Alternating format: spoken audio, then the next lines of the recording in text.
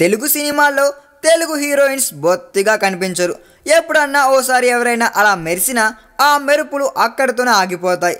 వాళ్ళకి ఎంకరేజ్మెంట్ లేకపోవడం ఓ కారణమైతే, నార్త్ బామల్లాగా మనోళ్ళు బాడీ కొలతలు మెయింటైన్ చేయకపోవడం మరో రీజన్. ఫిజిక్ విషయంలో మధ్యలో అలాగే అదుపు తప్పింది తెలుగు అమ్మాయి స్వాతి. వెంటనే అలర్ట్ అయిన స్వాతి ఇప్పుడు కొత్త లుక్తో అదరగొట్టేస్తుంది. యాక్టింగ్లో స్వాతికి వంక పెట్టడానికి లేదు.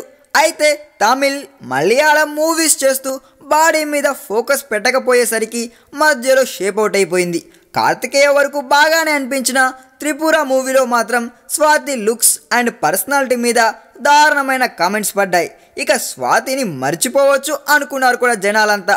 కానీ కామెంట్స్ని ఛాలెంజింగ్గా తీసుకున్న స్వాతి ఇప్పుడు స్లిమ్ అయ్యి తనను కామెంట్ చేసిన వాళ్ళు నోర్లెల్లబెట్టేలా చేసేసింది.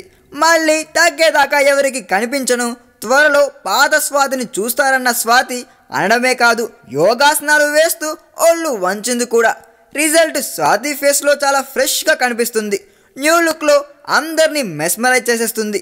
Long yellow top, white shoe వేసుకొని బెంగళూరులోని బ్లోసమ్స్ బుక్ హౌస్లో పుస్తకాలు చదువుతూ హాట్గా కనిపించిన స్వాతిని చూసి ఇప్పుడు అందరూ షాక్ అయిపోతున్నారు.